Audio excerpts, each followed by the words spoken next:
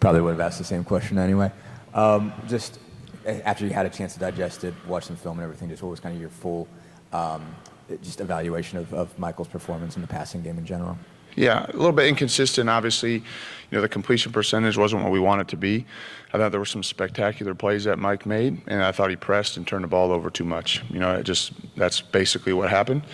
I thought he made some phenomenal plays, But we got to be more efficient. We're not completing the ball at a high enough rate.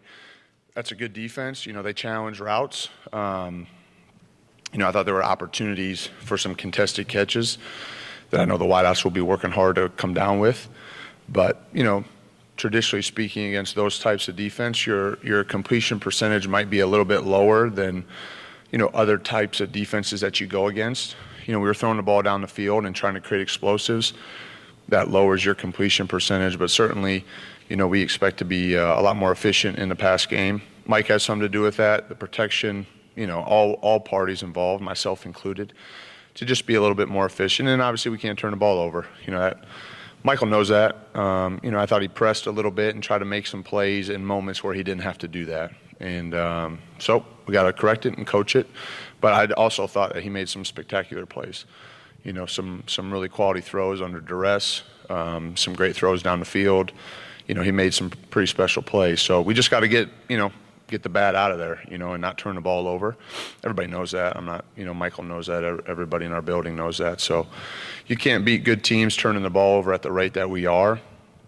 I think we've thrown more interceptions in 3 games than we did the entire year last year. So can't do that. So that's my assessment. Nick, I know when quarterbacks are struggling or pressing a bit, that a lot of times the tight end can be a great safety blanket. And you guys got the ball to Peyton six times yesterday, and he seems to be playing at a much higher level than he did a year ago. Can you tell me what you like about Peyton so far this year, and what more we might see from him going forward, and the rest of the guys in that room too, for that matter? Yeah. Well, I think he just had an awesome offseason, and he prepares really hard, practices really hard, so it's no surprise that he's playing well. And I thought he played tough. He's been reliable catching the football. He's had some run after catch. And so I have a strong relationship with him, having an opportunity to be his position coach a couple years ago. And I think Kevin's done an awesome job with that whole room, and Peyton and Matt lead the way for that group. And they provide a lot of energy, a lot of toughness, a lot of, work ethic. And so no surprise that Peyton had a great game. And we're going to need him. I think your point is well taken. That provides some comfort level for the quarterback, to have some easy throws on the underneath coverage, to have some big targets over the middle of the field, and some guys that are tough to tackle. You get Peyton's a big kid, and Matt and AJ and all those guys, they're harder to bring down. So I thought they did a nice job, and we need to continue to do that moving forward. The turnovers, is this something that you're seeing at all in practice, or is this kind of just endemic to the game? And if so, how do you kind of fix it? To be honest with you, a little bit, yes. I was a little concerned throughout training camp. We turned the ball over too much in camp, and so we've been working on it. We've been emphasizing it, and we need to coach it better. Because it certainly was something that we took a lot of pride in, and we still do. But the results are the results. We can't defend that. The numbers are the numbers, and so we need to do a better job. We need to do it in practice. I've seen progress. I've seen improvement. Some of those you recognize in a competitive game. Sometimes that's going to happen, but certainly not at the rate that they have, and so we need to be better. Yeah. Any gauge on how many times Michael does get forward and plants on that right foot that had the ACL? Is it improved since August and the season has gone along? Yeah, I've seen progress in the games, just as far as Michael's confidence level in his body. There's no doubt about it. And some of the throws he's not able to plant and finish on his front side. It's just not. You got a huge person right in front of you, you're not able to do that.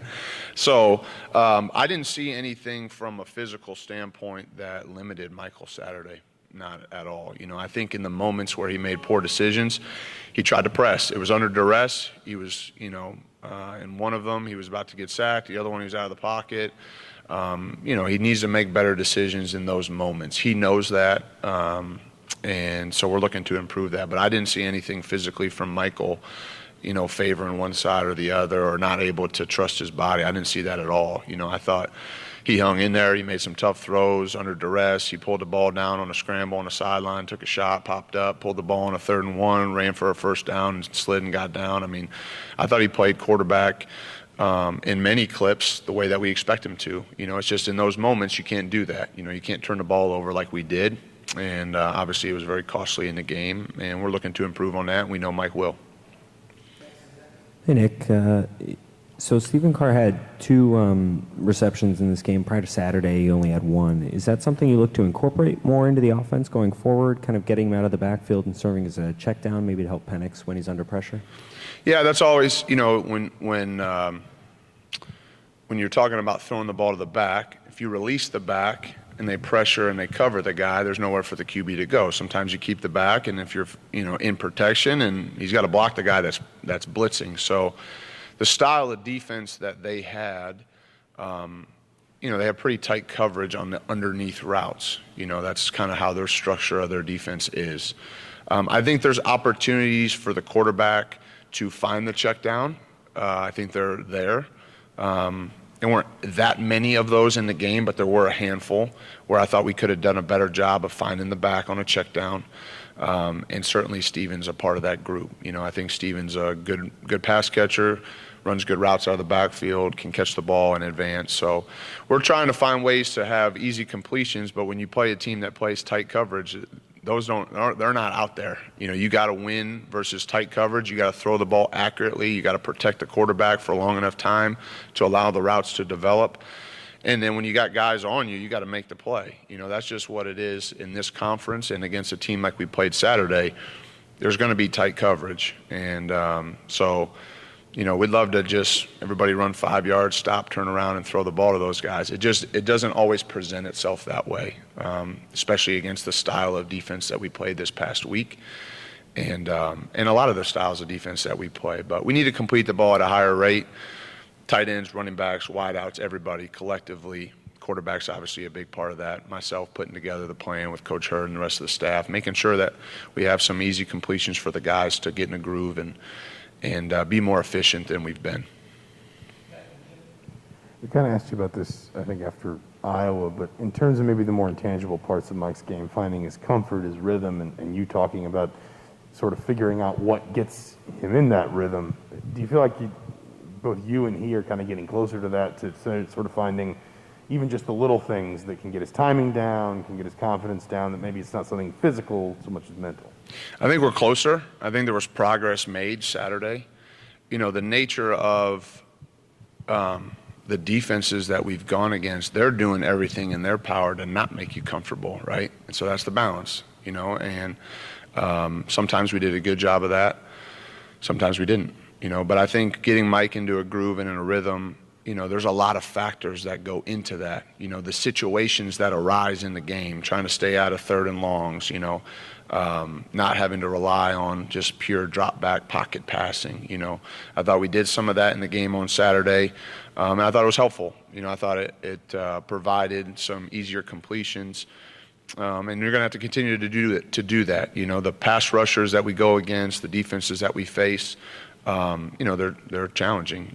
They would love for you to stay 7.5 yards back right behind the center. So we got to make sure that we have a variety of plays to have easy completions for the quarterback. I thought we made progress in that, but certainly not good enough to win. Coach, it's kind of a follow-up on Michael looks better every time he runs. He seems to have more confidence. He's run, he's slid, he's done some things. You've given him plays to run. In your talks with him, and I know you're not a psychiatrist, but what is it that is not giving him the confidence to look like he has looked at he should look as a third-year guy? He doesn't seem to have that right now, and I know that you just mentioned there's a lot of things that go into it, but in third year, you would think he'd have that confidence. What is he missing? Well, I think the journey that Mike has had is definitely not typical of a third-year player. hasn't gone through spring ball other than his first year, and so you're talking about just the path that he's taken, and everybody has their own journey, their own timetable. I think Mike has continued to make progress each and every week. And we've also gone against some really quality opponents here in the first 3 weeks of the season. And so, we're improving each and every day. I think Mike's had a great attitude. He understands. I think if you were to be honest about it and looked at moments in the game on Saturday, we would all recognize that Mike made some special plays. The focus is to eliminate the real bad ones. And that's our challenge. And Mike knows that, and I'm responsible just like Mike is for that. And so we share that responsibility. But I thought, like I said, Mike made some spectacular plays Saturday, just like he has in the past. And so seeing that was encouraging. And now it's making sure that he's not pressing, not trying to do too much, letting the game kind of come to him, me putting him in better positions so that he doesn't feel like he needs to do that. And just executing and playing good, clean football. And if we do that, we feel like we're going to be right where we need to be. So we're working to improve each and every day on that. You guys have obviously managed to involve DJ Matthews a lot more, especially this past week with the reverses and a couple of the routes getting him downfield. Just how have you seen him progress? What do you feel like he's just brought to the offense in general, and how important is it to continue to get production out of him? Yeah, it's super important. I think, we didn't complete enough passes to maybe have some of the production from some of the other guys as well. The more balance you have, not just relative to rushing and passing, but just touches and distribution, I think the harder you are to defend. And so, obviously DJ had several catches, big plays, at critical moments in the game. The ball found him. He ran good routes. Mike was able to find him and make good throws. Some of the misdirection type plays were productive and good for our offense. And so you're always trying to find, the spots and the schemes to try to get your best players the ball. DJ's certainly one of them. I think he provides a spark and an energy. He plays his tail off. He cares a whole bunch. For a guy that's only been here as long as he has, he's really just bought into the culture that we've built here. The team concept and the LEO concept. He's all in on that. So I thought he played great. I thought he was definitely a bright spot in the game. We'll continue to try to incorporate him in our offense, and we expect more production from some other guys, and that's my responsibility. I think, like I said, to be more balanced and evenly distributed as far as who's touching the ball and how many times, I think that'll help the quarterback. I think that'll help our offense, and certainly DJ's a big part of that. So I thought he did a great job on Saturday. Nick, what often gets overlooked in a loss like this is that you guys did keep moving the ball really well, kept grabbing the lead back when you needed to, and you were literally 2 yards away from going up with 8 minutes to go.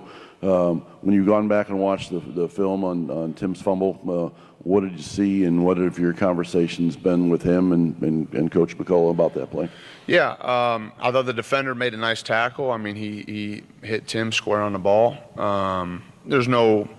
Tim knows this, Coach McCullough. We can't fumble the football in that moment, but I have full confidence and trust in Tim. It's very easy to second guess, who's in the game and when, but Tim ran extremely hard on Saturday. I thought Tim ran really well. I thought he ran behind his pads, and he had a great week of preparation. And we'll trust Tim again in that situation at any time. So we have no hesitance, any hesitation in putting Tim in that moment. Can't do that. Obviously that was a critical mistake that we made, but we had other opportunities in the game as well, to score points and put ourselves in a position to win. But the defender basically hit him square on the ball, and the ball popped out, and that can't happen in any circumstance, no matter where you're on the field, whether it's the 2-yard line or the 20-yard line. You can't fumble the football. We can't throw interceptions in the red zone. Can't get stopped on 4th and 1.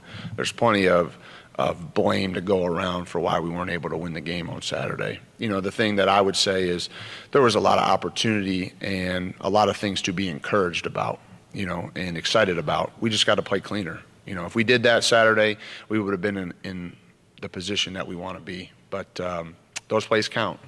They're part of the game. You can't just take away the 5 bad plays and say, hey, we did a great job. They're a part of it. And so we need to be better in those moments. And that's one example, and Tim knows that, and we fully expect him to respond the right way and do a great job. Because I thought, aside from that play, I thought Tim played a great game. He ran really hard behind his pads and was real productive for us.